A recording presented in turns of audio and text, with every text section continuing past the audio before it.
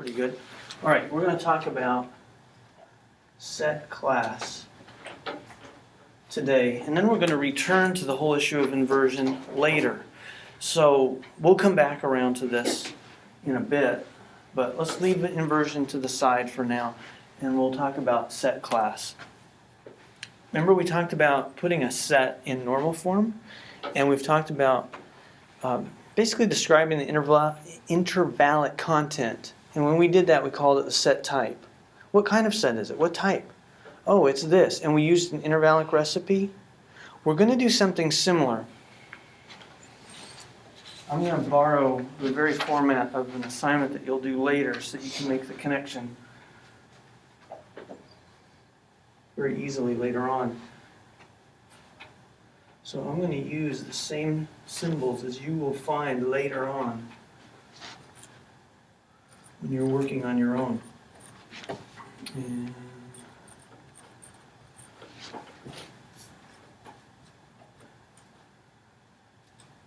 don't worry, video folk, I will move the camera so you can see what I'm doing over there in a little bit.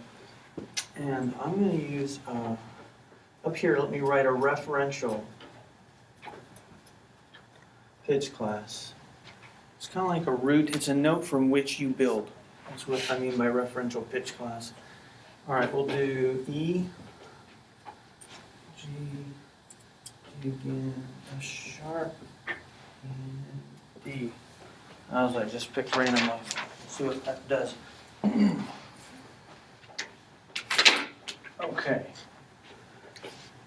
Now, what I'm going to do is I'm going to take each of these and show how you realize this symbol.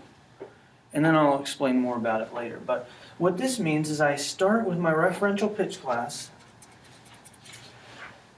and I can build using these intervals upward or downward. Let's start with upward. So this says start on your referential pitch class, plug that E in right there. Let me see if that's visible. Yeah, pretty good. All right. Okay, so that's my 0. This says go 3 away, a minor third. G, and then 7, perfect fifth would be this. So that makes an E minor triad. But what's weird about set class is that it can go downward from that note as well. Downward from the referential pitch class. So now I'm going to write an E up high so I can build downward from it. You would never do this with a set type. You never have a root and go down from it, right? You're always building upward. So what this is going to do is go a step further and think about the effect of inversion. Okay? We're going to explore inversion in a sense by doing this. Okay, so let's go down 3 and go down 7 now. Man, this is just not as bright as I would like.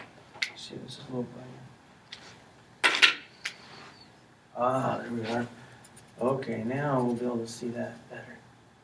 All right, go down a minor third, and you get? Go down 7 or a perfect fifth, and get?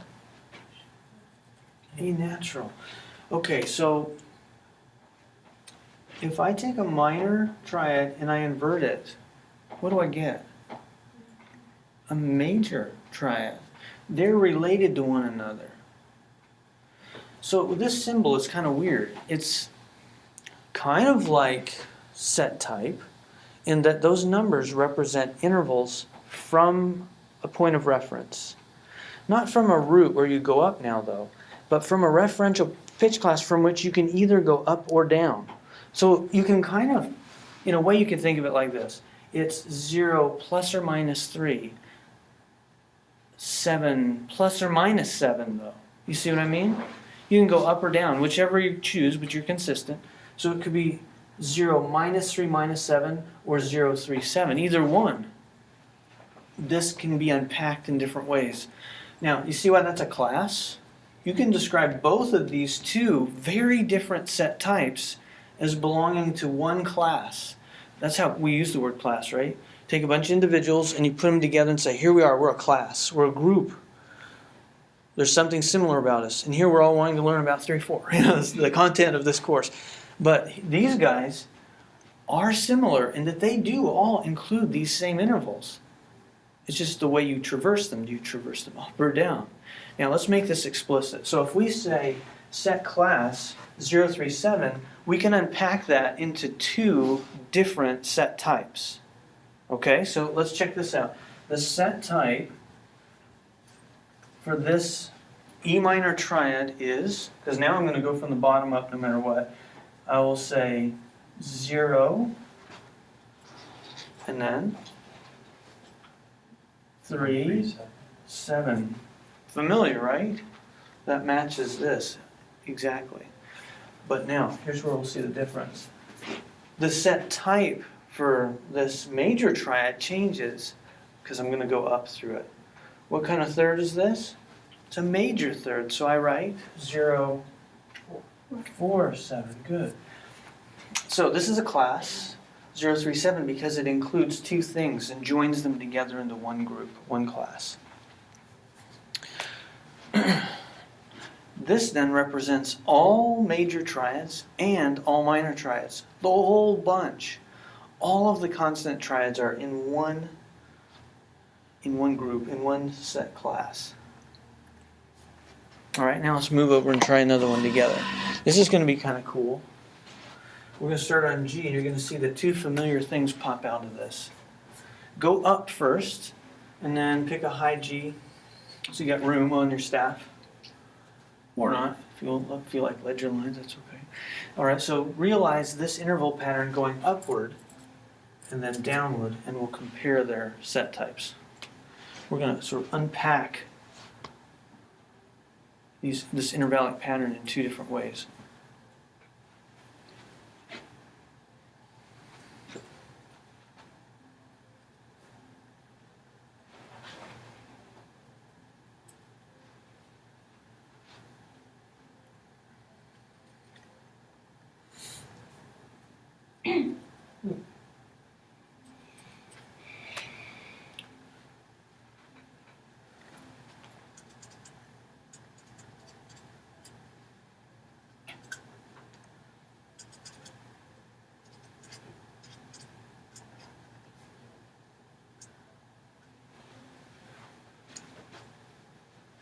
All right, what did you find? Here we found that we had all minor triads, and all major triads fit this intervallic recipe, set class 037. Now we're unpacking 0258, and let's look at what these would be traditionally called. What kind of chord is this? Give it a traditional label, because it is triadic. A, C, E, G. Good. So this is a half diminished 7 chord. That's its quality. That's what set type gets us. Now, when you put it in normal form, it gets pretty tight. And we don't do it as a stack of thirds because you can get tighter. Our whole idea with normal form is to agree to have a standard format for this chord that's as compact as possible. Right? That's what normal form is, the most compact form. So it's not going to match our normal way of showing the chord, because we want the second, not the big fat interval that would result if you put the G up there. So give me that set type now. 0, 2, 5. It's this, isn't it? All right, 0, 2, 5, 8 describes the quality of this chord when you build from this. And that's sort of our root when we work in this intervallic environment. Okay, and now we have another chord. What's our normal name for this? It's a dominant 7th or a major minor 7th chord. Right on. This is a G7 chord.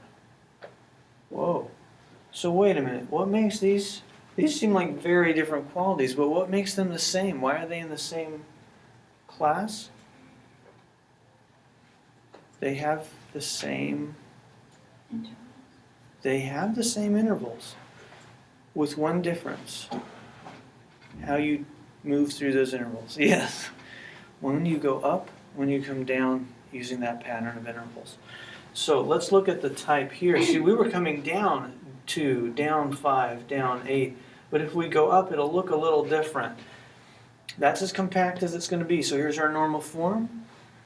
It is in normal form right here. Now, give me the intervals from here, which is our root, so to speak. B up to D is 3, good. And then B to F is 6. And that interval is, of course, still 8, or minor 6. Sorry, excuse me. We won't ever have to worry about putting the chord in normal form because if the set class is in the correct order, it'll automatically be. Yeah, it's already going to be as tight as you can get it. So you know that these are all as tight as you're going to get them. And we're just realizing, now we're going to figure out how to create that ourselves from music that isn't in normal form. So we'll get there soon. But the first thing we need to know is how to unpack the symbol and what it means, and then we'll be able to use it. Yeah? So the intervals are not typical intervals as we would count them. They're the semitones. Yeah, we're counting everything in terms of semitones or half steps. That's right. Are you starting to get familiar with those? Do they start to make sense? Remember the fact that 4 is 2 plus 2, and whole steps, 2s, are easy to get. So they can give you can get pretty far with that.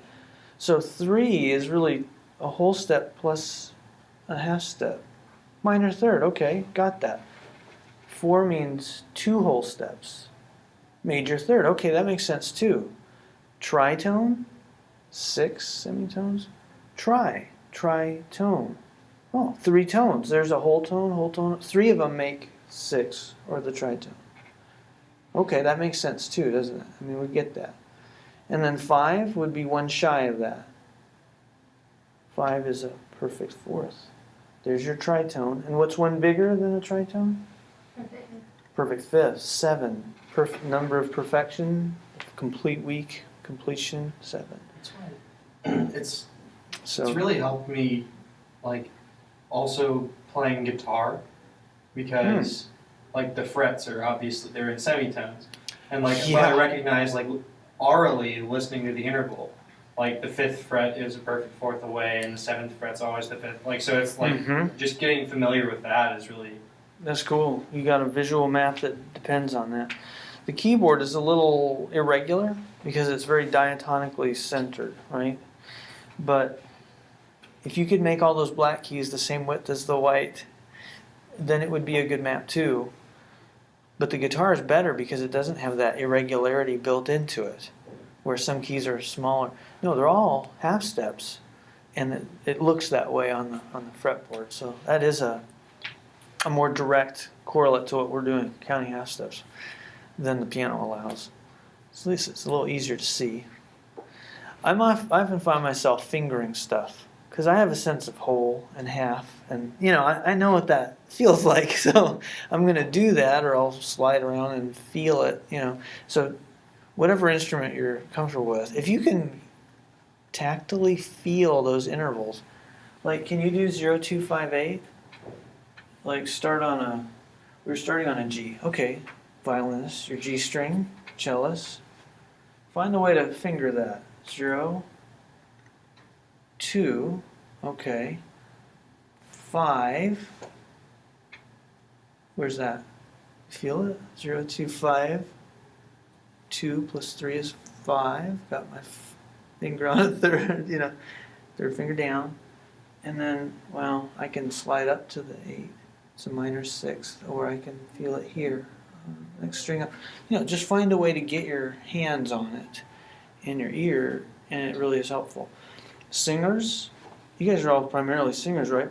But you play the piano too. So you can go to the keyboard and go 0, 2, 5, 8. Set me down anywhere. F. Okay, 0, 2, 5, 8. Got it. I can feel that under my hand. But 0, 2, 5, 8 could also be built downward. So I should swivel so you're not in the dark here, everybody. Okay, if you come down from some note, I'm just picking D at random, and I go 0, 2, 5, 8. Feel it? You can imagine your hand on the. That's a D7 chord, isn't it? Oh, that works. You can feel it. So get a way to make these intuitive. Can you do 0, 2, 6 that way from a G? G. What's under my first finger? 0. A is my 2, and I need a tritone 6 away from G. C sharp or D flat. Does that sound familiar? I could add another note up there, and you'd have a more typical sound maybe. But we don't have all that, we just have this much. Does it sound like something you recognize? 4, 5, 7, 5, 4 needs to go. Do you feel that? It's like a dominant seventh in inversion. Like a 5, 4, 2 in this key. Okay. Now let's try it the other way. So intuitively build down 0, 2, 6. Let's see, what are we building from? G. Okay. 0. What's my 2 down? Go downward though. F. And a tritone away is still going to be C sharp or D flat.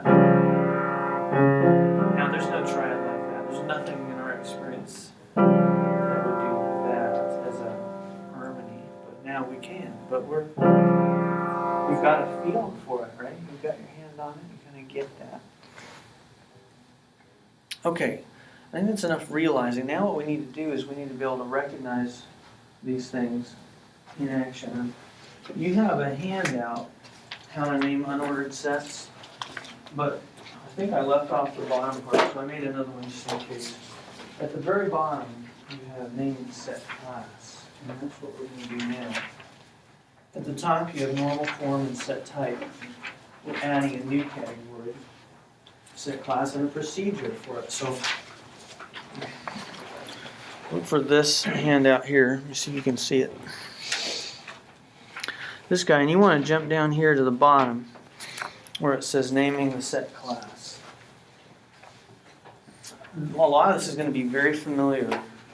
You put the set in scalar order. You find the intervals between the pitch classes. That's what we were doing here, wasn't it?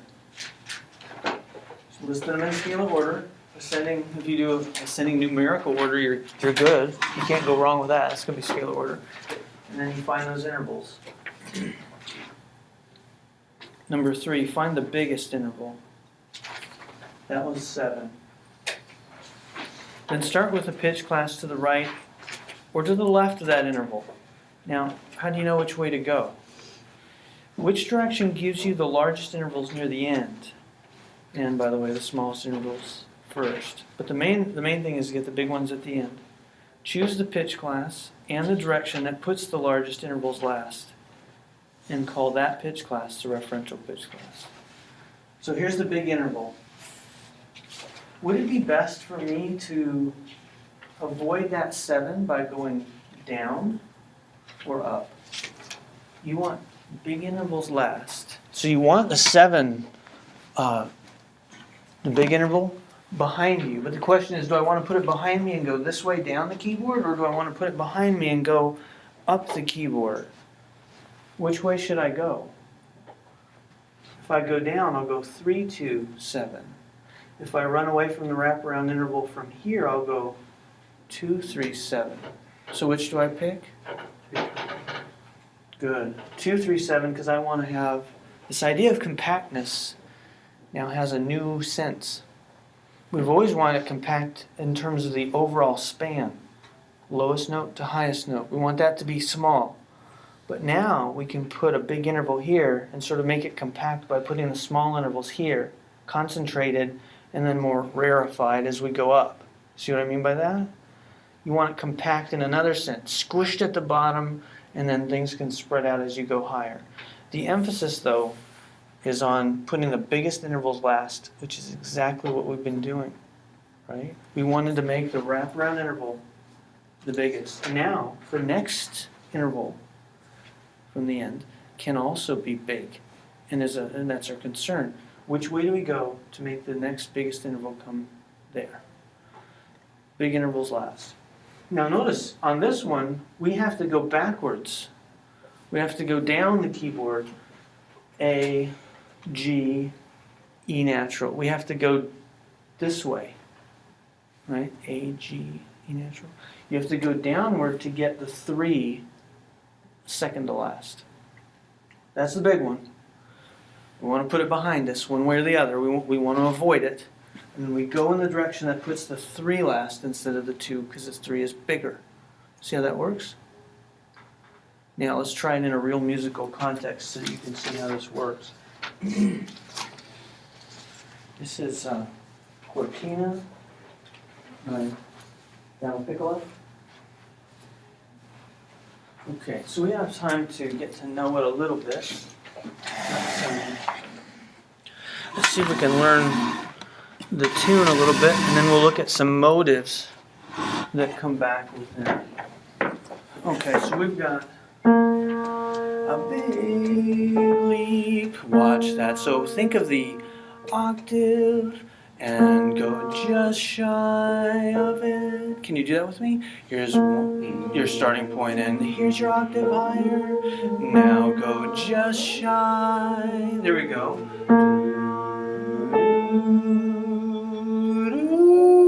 Could you imagine that? Let's see, is there anything we can use to sort of hang on to this?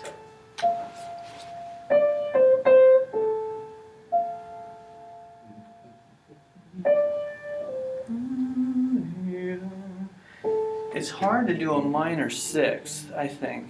But maybe you could go 5-1 and go 5-3-1. Do you use a tonal scaffolding under it? Can you go a tritone?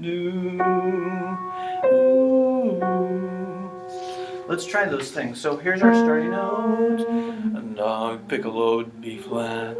All right, ready for that big one? Come just shy. Here we go. La, la,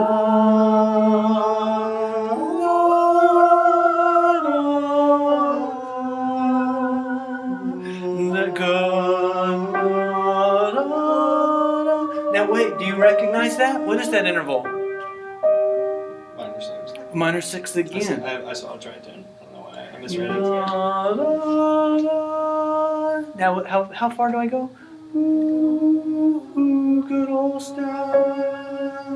And it really sounds like G might be the next note, but he's actually saying, make it, hold on. So we'll just end right there. And then you'll have this thing kind of end it. Do you see the B natural as the last note in that register? And then he changes the clef and gives you an E underneath it, which sounds really cool. But we'll see why in a minute when we put the chords there. Okay, let's practice it one more time. La,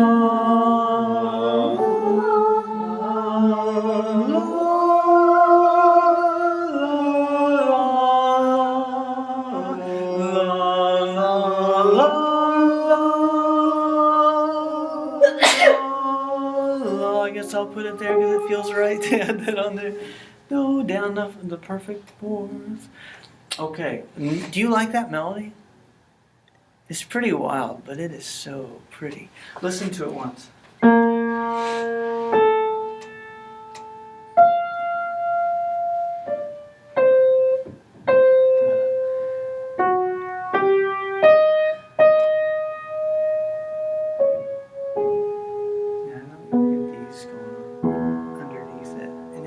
Tune, it would help. Ah! No. Okay, play a tune. All right, now, did you notice that 6th came back again? Minor 6th, 8 semitones. See if you can group up some of those notes together and see a pattern. I guess I've sort of given it away. I have circled some notes and put a Y by it, and it's all because you're going to get a 6th again, but filled in. There's one. Now look at Z. You see it's the same large interval with a second sort of grouped up in there?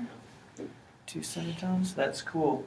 All right, so if you want to express the fact that though a similar intervallic pattern came back, we use set class to capture that sort of thing.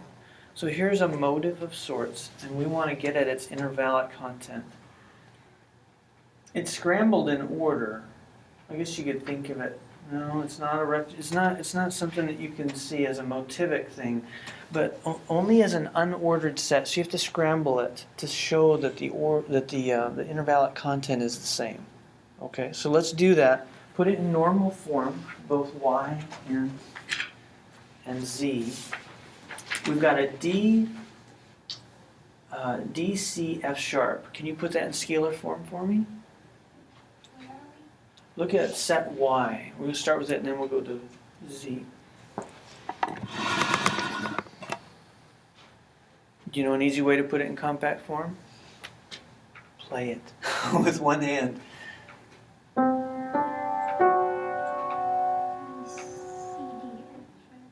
Good. That's as compact as you're going to get it. Intuitively, do you get that? Can you put your fingers on it? Or D, feel it in your hand on some instrument or another. Okay, so D, E, F sharp. That's our set in normal form. All right, but all we really needed to do for step 1 was to put it in scalar order. C. I'm saying the wrong thing. Sorry. Right. Okay. C, D, F sharp. That's our set. Y. All right. Step 1 was to put it in scalar form. Now what do we do? Find. Step 2. Intervals. C to D is?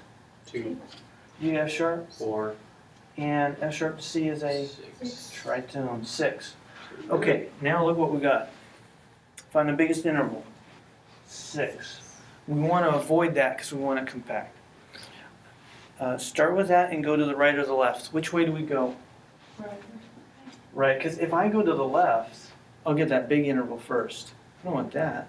I want the small intervals first, big intervals last. So I'm going to start on the C.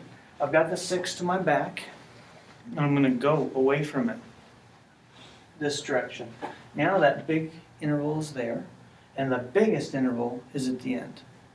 All right, so compact. Again, it's the same idea. All right, now what do I do? Number 5, list the intervals from the referential pitch class, that's the C, on up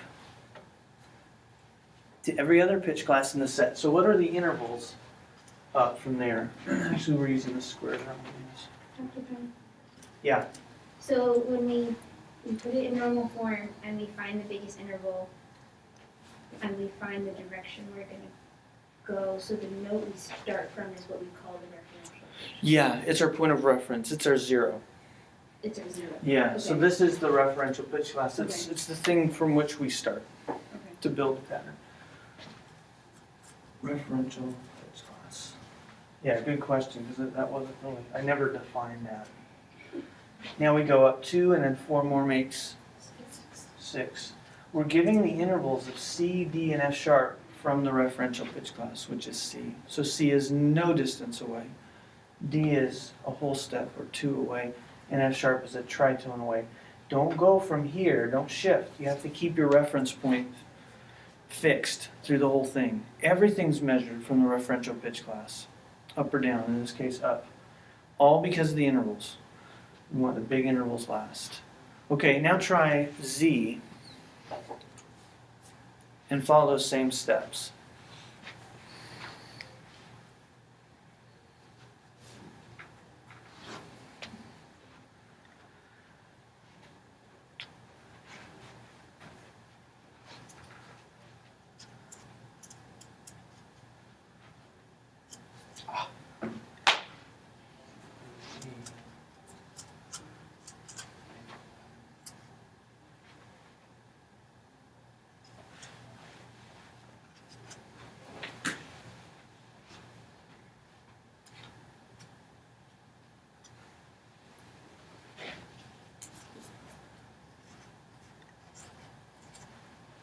Pretty similar? That's exactly the same. So you could transpose this one to that. It would match, wouldn't they? Be the same. No inversion needed in that case. We don't have to go down for one and up for the other. We're good. All right, now let's listen to the chords. Did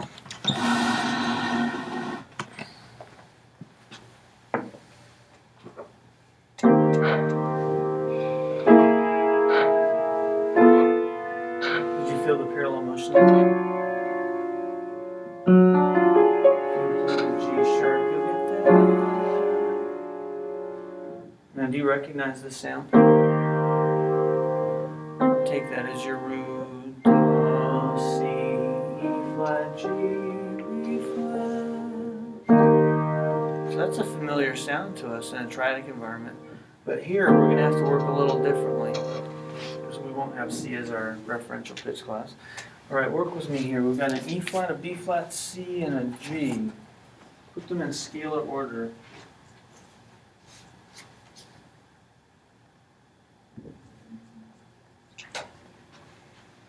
You could use alphabetical order to get there. There's a lot of ways to do it. The last measure at the top of the page. Oh no, this was set A, the first chord. Oh, at the bottom. The chords. Okay. Yeah.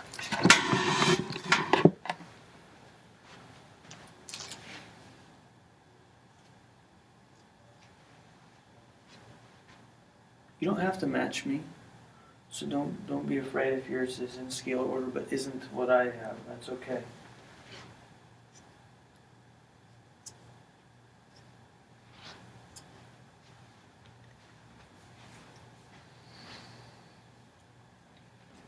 This is a symmetrical set, so it was really a weird situation to be in. You see the quandary that symmetrical ones have, that they present to you? Which way should you go? You know this, that there's one biggest interval right there and you don't want to include it. But you could go either way, and they're both the same. It reads the same way either way. So if you flip it, you'll still have the same structure. It doesn't matter. Okay, so here's the biggest interval, 4. And we can run away from it this way or this way. Either way, it's going to be 3, 2, 3, 4. 3, 2, 3, 4. So what's the set class? Pick one. How about we'll go up. G, make that go 0. Go 3 up. 2 more makes 5, and 3 more makes 8. So a minor minor 7th chord can be expressed as 0, 3, 5, 8.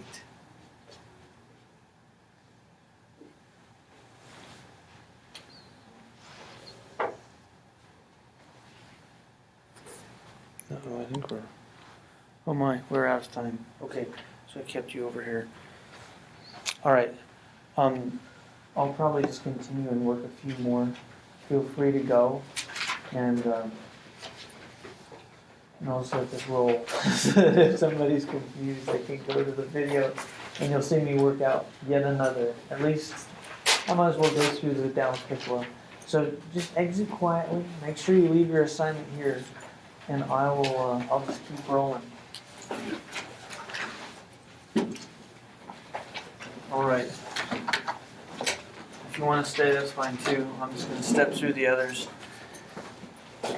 All right, we have a couple chords now. This is called chord B, and we'll have a chord C, and they're obviously transpositions of one another. You just got to move chord B to chord C by moving everything up a half step. So those two will match. I only need to do one of them to get a feel for it. All right, so let's put that one in scalar order. I think I'll start on an E and go E, G sharp, B flat.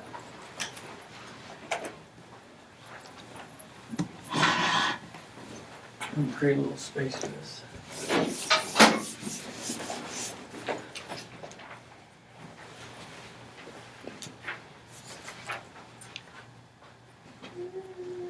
I've got it in scalar order. Now I'm going to give the intervals. You can think of that as A flat if that makes it look easier. And there's our tritone, so 6, Okay, now this is very interesting because this set over here, melodically, we went this way. So I'm so glad that we have this example because this one forces us to go the other way. You see why I need to go that way? Now, where am I going to start? What's my referential pitch class? Wait, did you say G sharp? It won't be that one. Now, here's the big interval. So there are two ways to escape from it. How could I do it? I want to put it behind my back, so to speak. 2, 4, 6. Yes, I could go. Did you say 2, 4, 6? Yeah. Okay, so that would be to start on B flat. Oh. Or I could run away from it by starting here and going this way. So B flat would be the referential. Good. Why is that? That's right. Why? Because it's kind of it's right behind the big or in front of, depending on how you say it, the biggest interval. Good. First thing is the biggest interval should be the last one I experience, so I should put it right behind me. It's behind my back, and I'm going to go this way. Why am I going this way away from it? So you can hit the smaller intervals first. Right, and save the big interval for the last. So the last two intervals in my list will be 2, 4, 6. Biggest at the end. That's what I want. And the 2 first, that's good because it's small. So big intervals last. I'll start here. This is my referential pitch class. I'm going this way. Now give me the intervallic recipe for that trip through the set. 0. And then how do I get to? B flat to G sharp is 2. 2, and I don't write -2, I just write 2 because I know I can realize it either way. And then 4 more makes 6. 0, 2, 6. Now wait a minute. Remember that? That's what we did before. So melodically he's using 0, 2, 6, but he's using it right side up. You go up through the set. Here he's realized that same pattern, but downward. So small interval, big interval. 2, 4, and we'll do it like this. Small interval, big interval. But now, harmonically, he's using it upside down. Let me see, can I do that? There we go. We're on the. Now he's got the small interval at the top and the big down here, but it's the same interval pattern, it's just flipped. You see that?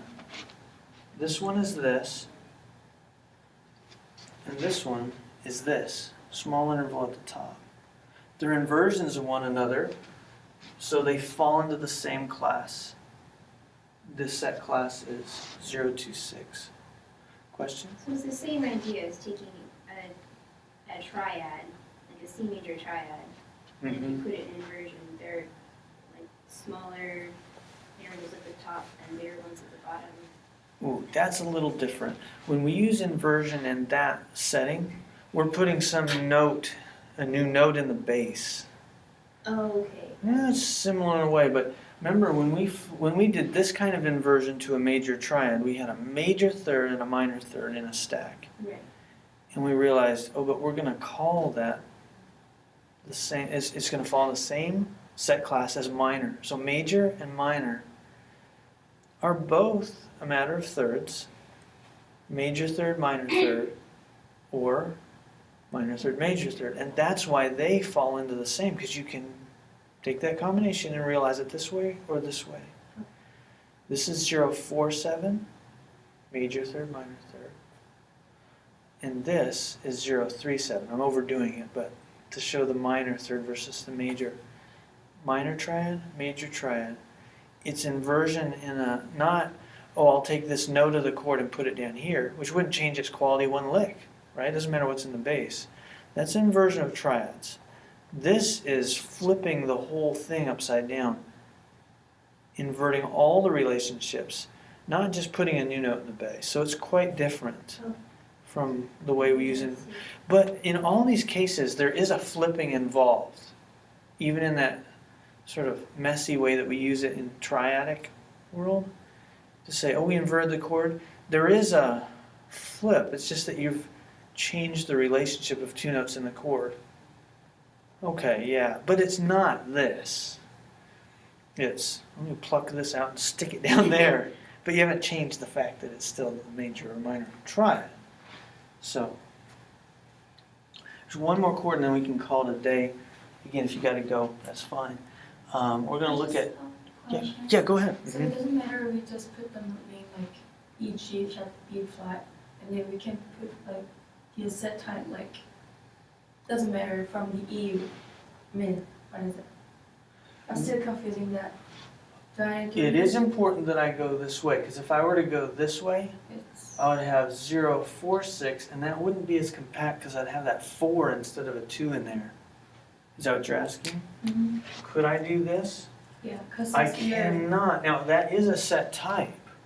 That is the set type here, because type always goes upward. Mhm. It always builds up the keyboard or around the clock face clockwise. So this would not be true as a set class, but it would be true as a set type. So What is here, it's that the set type only goes upward, goes this way. Mhm. But this tells me the intervallic pattern up or down, whichever gives me the smallest intervals last. So we have to have this lowest color that. Yes. That's set type, and this is set class, which I've just been abbreviating SC over here, set class. Two very different things, because the set class frees you up to read those intervals this way down the keyboard. Okay, now I think we're ready for set D. All right, so in D, this was C on your page. D is, We're not doing the C, I'm not doing the C. yeah, that was C. D is D, F sharp, we got an E sharp in there too. And G sharp up above.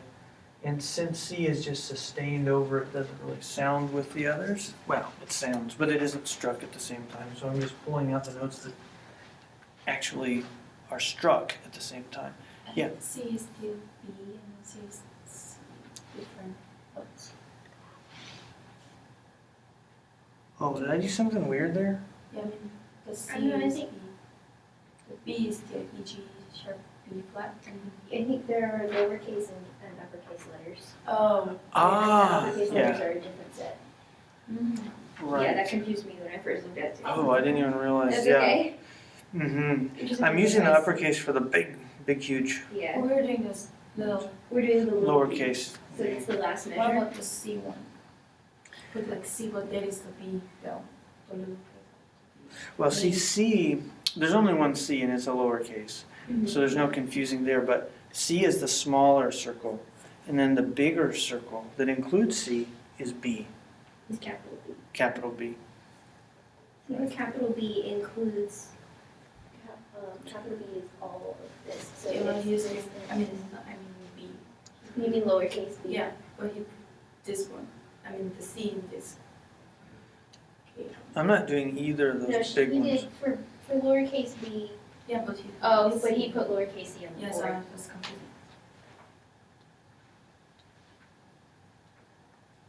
I think what happened is lowercase c on our page is, B natural, F natural, A natural. And lowercase b is the E, G sharp, B flat, That. which we just went over. versus Yes. C is We only did the, where'd it go? there. E, G sharp. We didn't do lowercase c. Oh, I see what happened. Yeah. This was actually B. That's true. That's confusing. But you know what? We didn't do C for a reason. Well, it's Do you just remember ask why? about- Because it's just a transposition of the same thing. It's the same thing. So these intervals will look exactly the same. So we had decided, hey, we're not even going to do that right from the get-go. But yeah, those are the notes of B, true. Okay, now let's look at this one. Set D, lowercase. That's the same as F, right? So that's a minor third. 3, 1, 2. And what's G sharp up to D? 6. Okay, and they sum to 12, so we've done well. Okay, now, biggest intervals here. What should I do? Find me my referential pitch class. And tell me which way to go. Up or down. I definitely don't want the 6, so I have two choices. Put the 6 behind me, start on D and go. Which would be to go up the keyboard. Or I can say, I'm going to put that 6 behind me this way, start on the G sharp, and go this. Which way should I go? Right, why? There's a small. 2 is smaller than 3, so I'll put 3 last instead of 2. Right on, that's good.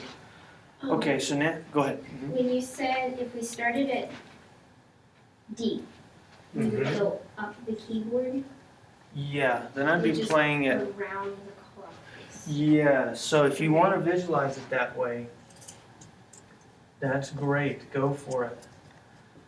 It takes a little longer for me to write it on the board, but that's Right, I absolutely fine. F, and oops.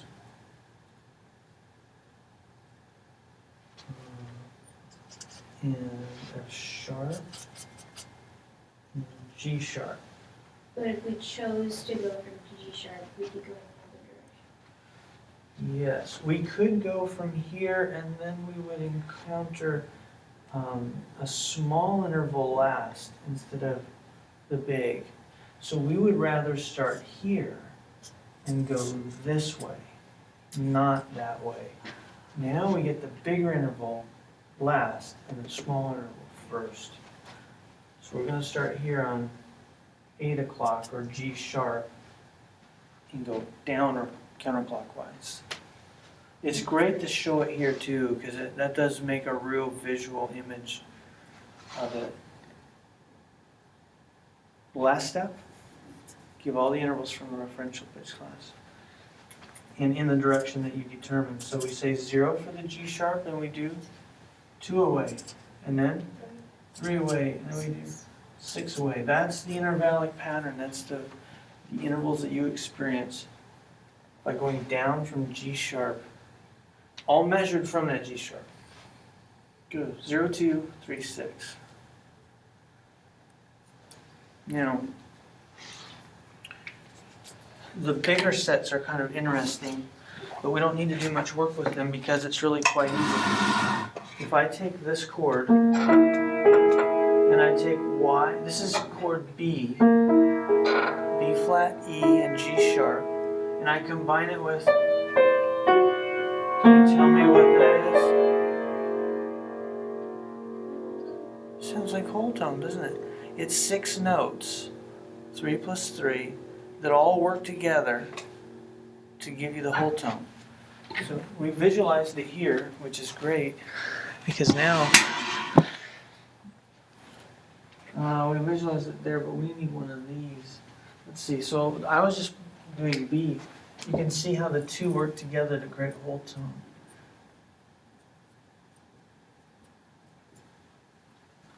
Okay, this was E, 4 o'clock, G sharp, 8 o'clock, and B flat. And you see what you need to fill out the whole tone? We're missing this. F sharp, C, and D. Oh, that's what the other one gives you. So they work together. That's called they're complementary. They're complements of one another. And when you do put them together, you'll get whole tone 0 out of it. And then he transposes, now this is set big A, capital A.